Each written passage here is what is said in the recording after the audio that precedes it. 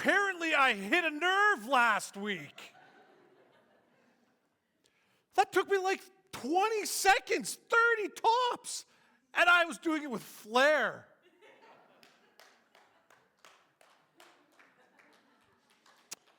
Now, if you were not here last week, none of what I just did made sense.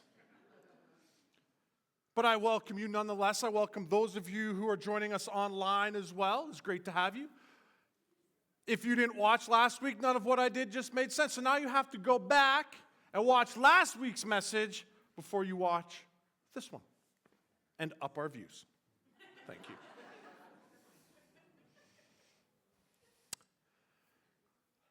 I had so much feedback last week. I mean, I lost track of how many sisters came up to me and said, like, seriously, right? It's just a garbage bag. Like, it only takes like 20 seconds to put a garbage bag in the garbage can. Like, thank you. Like, it makes so much sense. Thank you so much. I got your back, girls.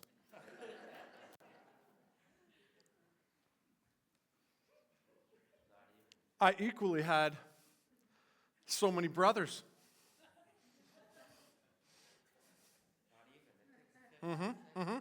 Who came up to me and said, your wife takes out the trash? Come on, man. That's your job.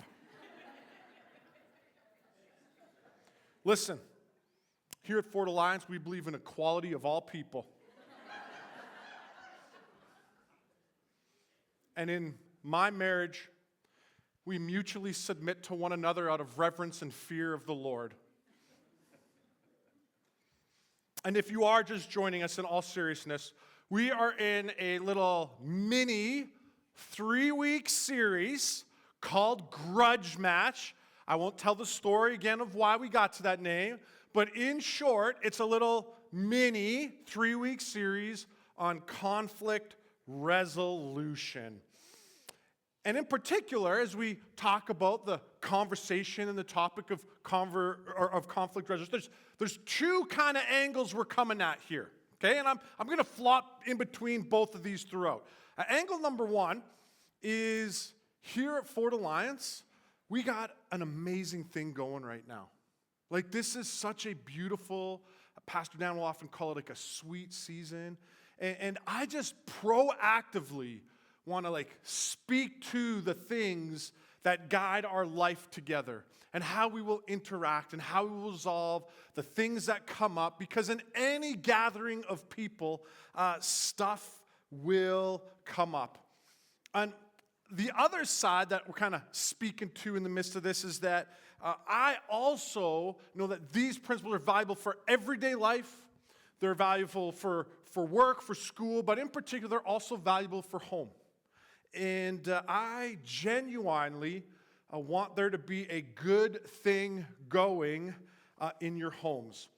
And so we've talked about God's game plan. We've outlined it, God's game plan for conflict resolution. And we talked about 3 things that I've consistently now seen very important in my life and very important in the life of church that align with the scriptures that are God's game plan for conflict resolution. They are assuming the best, being generous in giving grace, and going to the source. So last week, we took the first one, assuming the best. And on the simplest level, I just want to recap this really, really quick for those that are just pressing in today.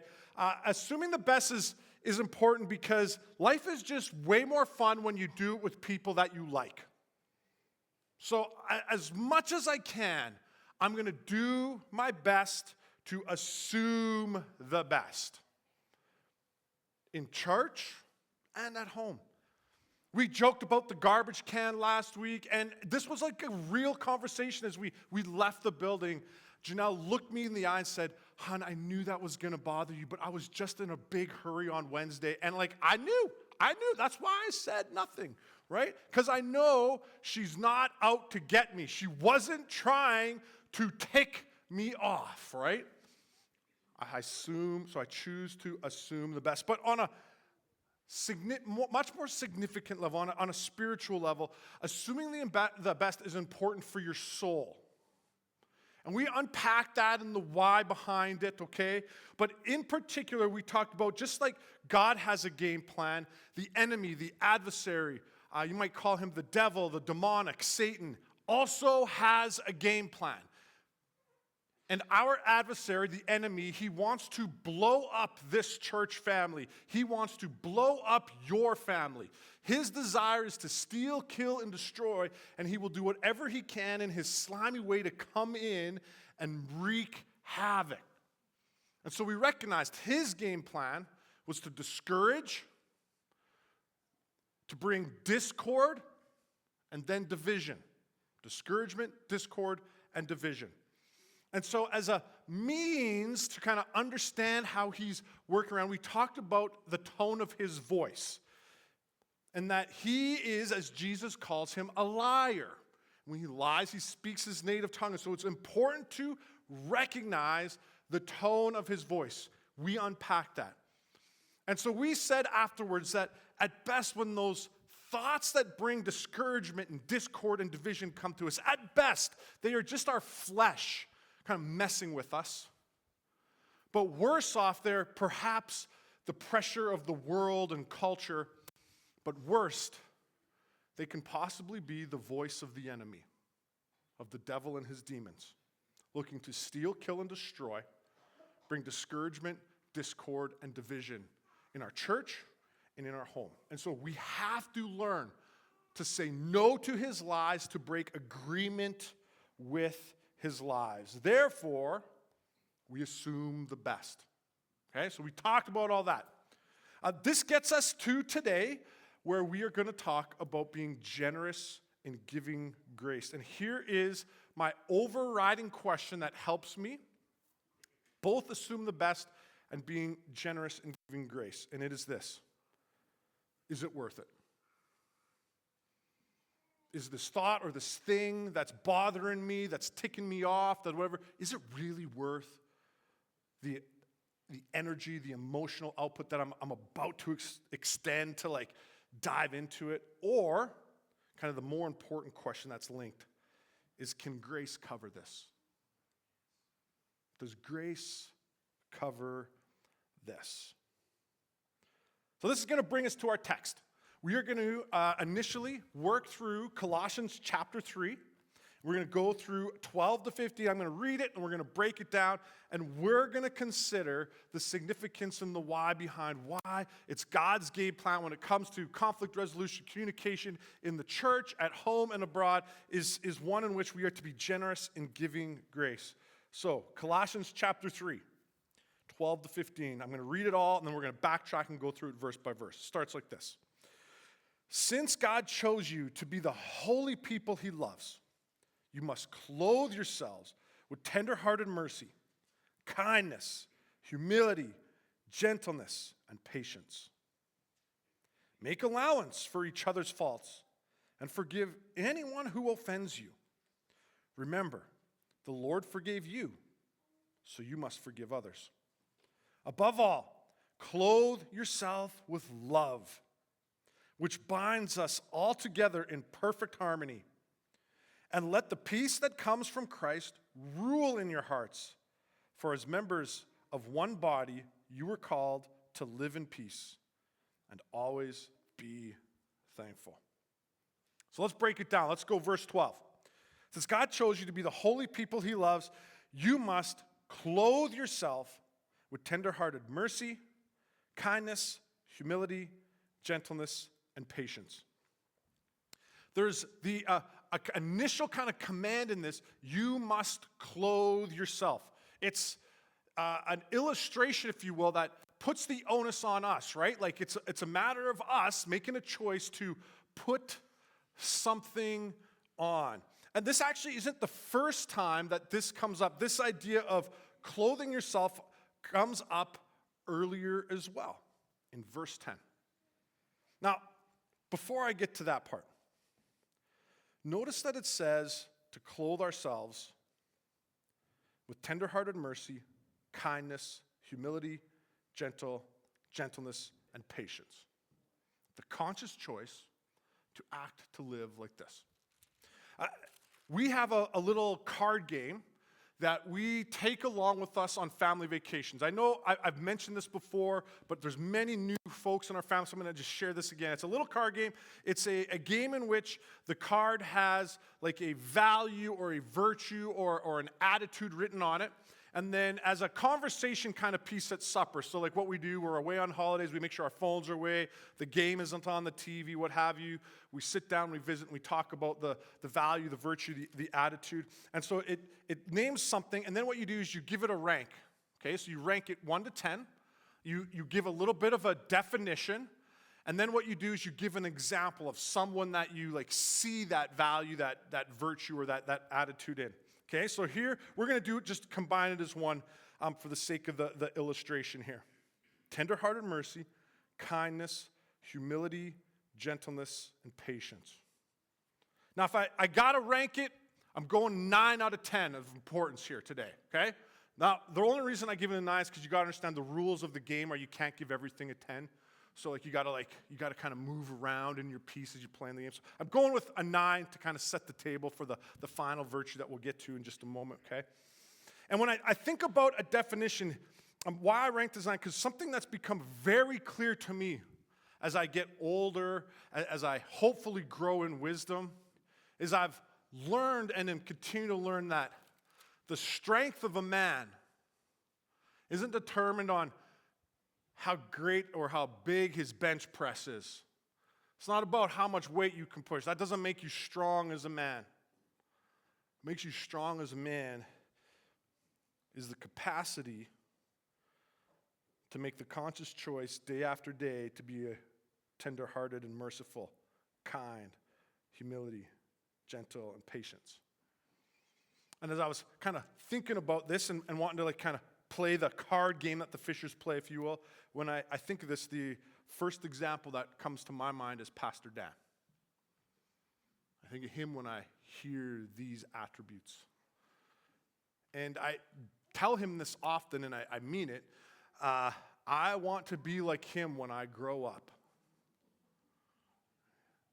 He's one of the strongest warriors I've ever met. I hope by God's grace I can like walk the long haul in life and one day be a part of a local church that has a pastor who's half my age, the same age as my kids maybe, in fact, and I can just come alongside them and be like, hey, how can I help you? How you doing? How can I pray for you? Just bless that person. And yet, as much as I see Pastor Dan, in that, as a model and as an example, the choosing to clothe yourself goes back to that verse I mentioned already, verse 10, which gives us the true or the real example, if you will. Because it says this, notice in verse 10, put on your new nature. It goes back to the clothe yourself. It goes back to the putting on. So it goes, put on your new nature and be renewed as you learn to know your Creator and become like Him. Put on. Make the conscious choice. We'll get to know your Creator. Well, your Creator is one who is tender-hearted, merciful, kind, humble, gentle, and patient.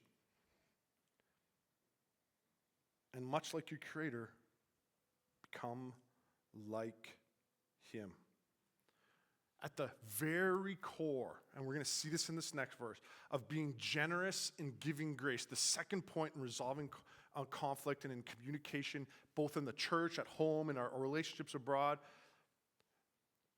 is to be like Jesus. To live like Jesus. In fact, 13 brings this out incredibly strong for us. It goes like this. Make allowance for each other's faults and forgive anyone who offends you. Remember, the Lord forgave you, so you must forgive others. That first line, make allowance for each other's faults. The context of church Just the truth of the matter, the reality is that in this group, there's no one perfect. There's no perfect people, right? So we must make allowance for each other's faults. And likewise, when it comes to our home, okay, there's only one perfect spouse. I married her. Just kidding, okay? The perfect spouse is Jesus, right? He's the groom. We are his bride. He's the perfect one. He's the one that we're to look to as an example. Now, here's the mistake we often make. I know I have made it in my home. I look around and I go, well, at least I'm doing better than so-and-so. Or at least we're doing better than such and such. Guess what? That is an unacceptable measure. The measure that we are called to from Scripture is to know our Creator and to become like Him. The person we're to look in the mirror and compare ourselves is only Jesus. He's the standard that we're to look to, that we're to follow, that we're to emulate in our fellowship, beyond workplaces, relationships, and also within our homes. And it makes it really clear how Jesus interacts with us. Forgive anyone who offends you. Remember, the Lord forgave you, so you must forgive others. We got to be generous in grace because the Lord forgave me, so I must forgive others. I want to go back to how we wrapped up last week. And I'm going to never shy away about bringing this up because it's the core of who we are as followers of Jesus. It all boils down to recognizing that in Jesus and in Jesus alone, forgiveness is available. At the end of the service last week, before we partook of communion of the bread and the cup, I just shared with you this thought that had been kind of I've been processing and continue to process. That as Jesus hung there on that cross, and he said, Father, forgive them, for they know not what they do. Yes, I am certain he's speaking to those who were in that moment, like horrifically, just brutally whipping him, and then in that moment, crucifying him, nailing him to the cross, and then like mocking him in how they act, for sure. But I think something else is happening in that moment that's linked to a line that we've sung through generations in the church. It was my sin that held him there. I think in that moment, he's just not speaking about those who are crucifying him, but Father, forgive Ken, for he knows not what he does. I think in that moment he was thinking of you. Father, forgive, for they know not what they do. And this is what makes us so different from any other religion, from any other way of life, because what is unique to knowing Jesus and following Jesus, what is unique to Christianity is that there's nothing we could do to earn it. We can't work for it. It is completely an act of grace where God says, I forgive you. And this happens when we put our faith into him.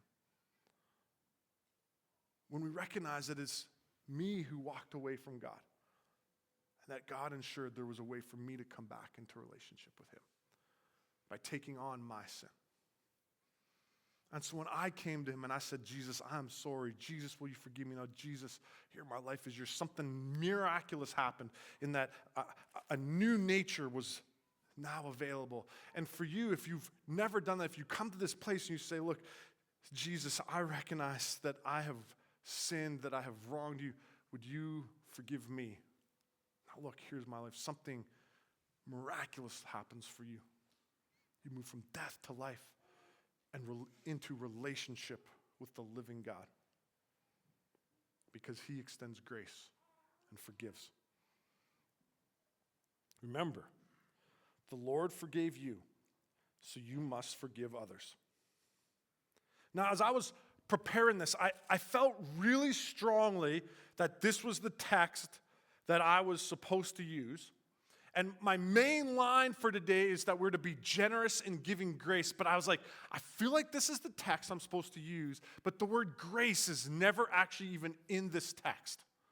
I was like, maybe there's something better. But I just felt like, and then as I was reading and studying this, something kind of hit me or dawned on me that I hadn't noticed before. The word forgiveness in its original language, in the Greek language as it's written here, is the word charizomai. It's on the screen for you. I'm going to read you a literal definition of the word forgiveness of charizomai. The most common meaning, particularly in the New Testament, is to pardon or to graciously remit a person's sin. There's that word grace. Graciously remit. And what was fascinating to me as I began digging even a little deeper is that the root of the word forgiveness is actually the word grace. The word forgiveness is charizomai, but the word grace is charis. This is at the heart of what it looks like to be like our Creator. To make allowance for each other's fault and to forgive anyone who offends you, remembering the Lord forgave you, so you must forgive others. Now, a couple things just real quick.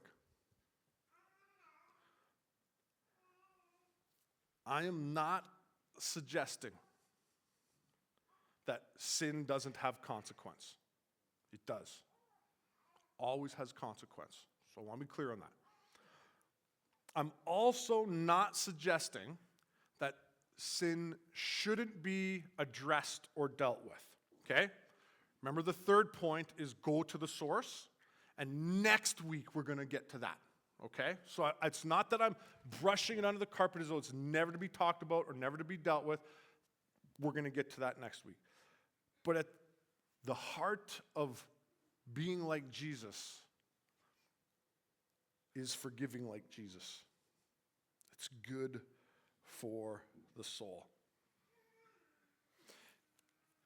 Well, why? It goes on. Above all, verse 14, clothe yourselves with love. So here's the 10 out of 10 on the attribute game. Above all, clothe yourselves with love, which binds us all together in perfect harmony. Again, it's this clothe or the putting on. It's an active choice that we make, right?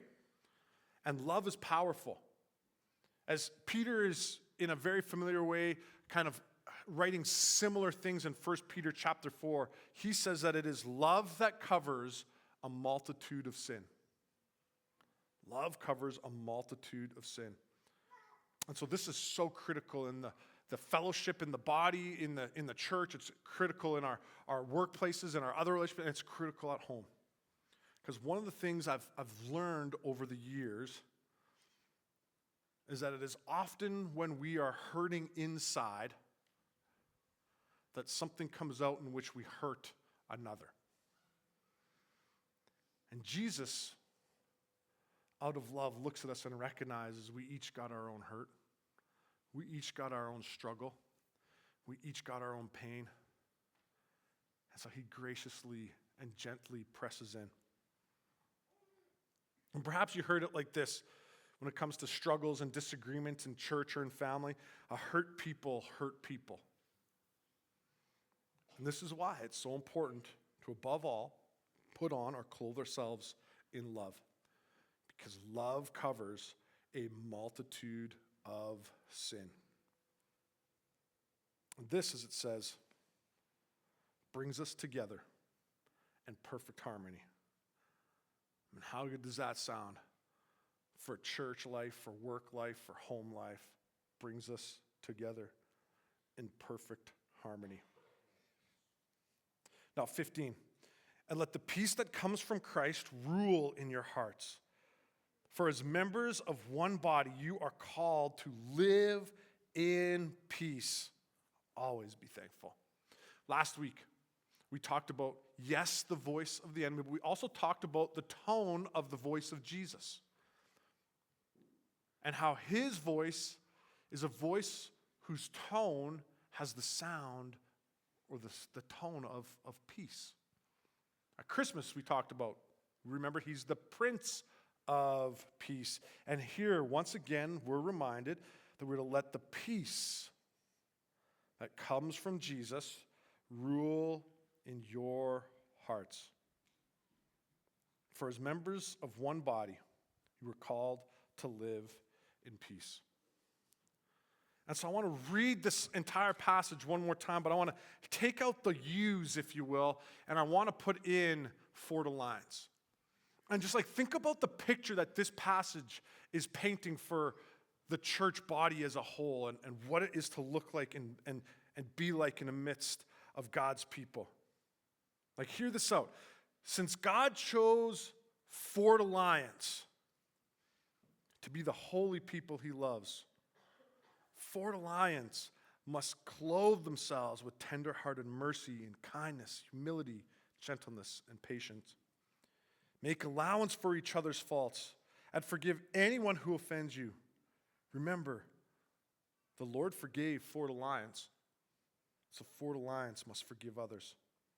Above all, clothe yourselves with love, which binds Fort Alliance together in perfect harmony. And let the peace that comes from Christ rule in Fort Alliance's heart.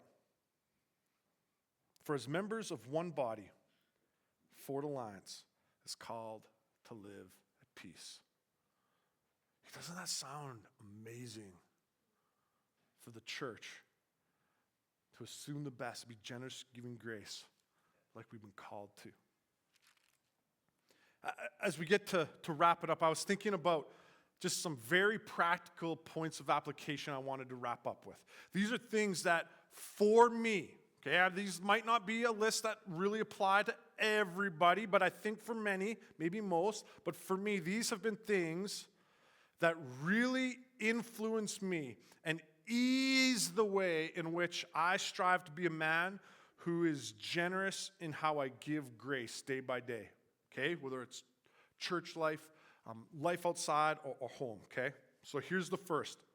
I've come to learn this. When it comes to being generous and giving grace, that in family, when you win a fight, everyone loses. Okay? Glad there's one in the room who gets me. Thanks, brother. Now, this is totally a Ken thing, okay? I realize not all you were wired like me. Thank God that's not the case. That would be a very horrible world. Okay? But God has wired me to be a very competitive human being. It doesn't matter what I do it to win. And early on in my marriage, that also included fighting. If I'm going to do it, I might as well win, right? Oh man, I'm a stupid man. In family, when you win a fight, everybody loses. Including myself, exactly. And so whether that's, as we talked about last week, broken willow tree ornaments, or things that I said that I wish I hadn't, I've learned that it's more important to be the stronger man and be generous and giving grace. Now, thankfully, I have a wife who has taught me much about this, has modeled for me what it looks like to look more like Jesus. And over time, what I've learned is that when we learn to fight fair, then everybody can win. It's not that we're not going to have conflict. Trust me. One of us is not very easy to live with at times. You're looking at him. We're going to have conflict, right? Like any relationship has conflict. That's part of life. But when we learn to fight fair. Everybody can win.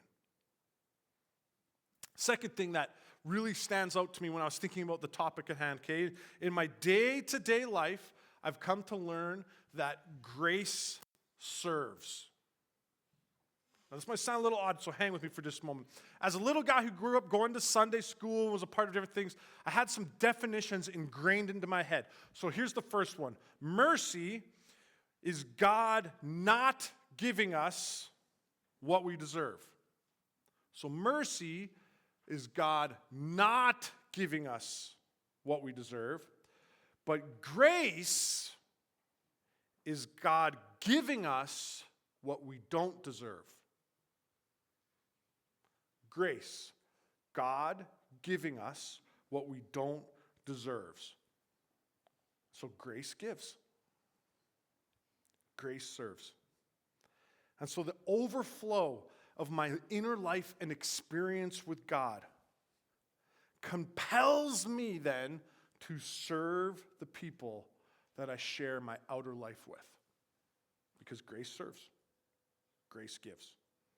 Maybe the easiest way to say it is a saying that you've all heard before. It's because actions speak louder than words. And when you're serving in a church family and when you're serving in your nuclear immediate family, okay? Serving goes an incredibly long way to strengthening the bond. A bond that all the more quickly and readily is generous in giving grace.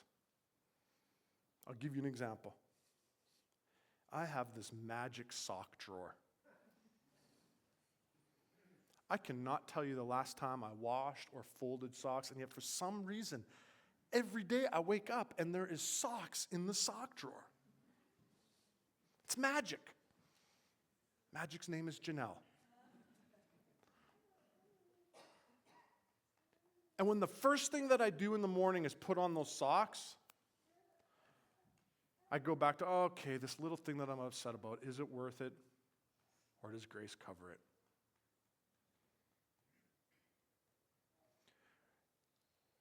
Grace also, when it comes to being generous and giving grace, understand grace serves.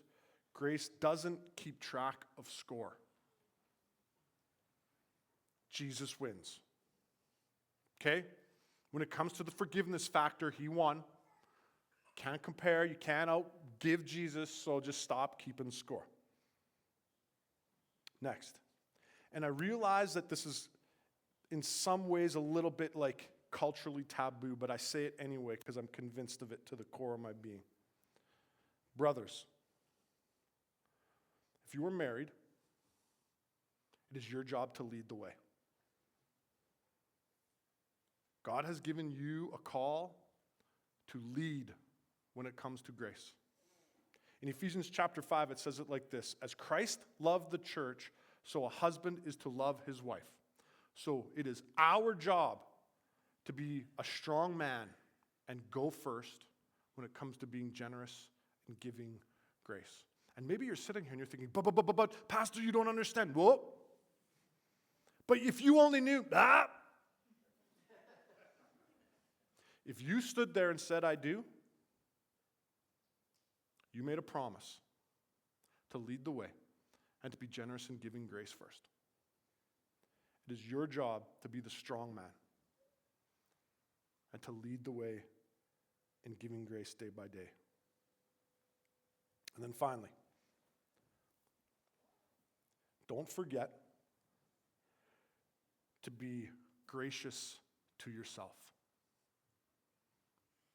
My biggest regrets are the things I've done or the things I've said where I haven't been the man that I wanted to be with the people in my life who I love the most. And I know they've forgiven me. But part of greater freedom also comes when I learn to now it's time to forgive myself. So you got to be gracious in forgiving yourself. And so it's a means to wrap this up and make it now personal to our family units. I'm going to use the fisher name. But whatever your family name is, I want you to use that, okay? So just insert your own family name now as a means to apply this, okay? Since God chose the fishers to be the holy people, must clothe themselves with tender-hearted mercy and kindness, humility, gentleness, and patience. Make allowance for each other's faults and forgive anyone who offends you. Remember, the Lord forgave the fishers, and so the fishers must forgive others. Above all, clothe yourselves with love, which binds the fishers all together in perfect harmony. And let the peace that comes from Christ rule in the fishers' hearts.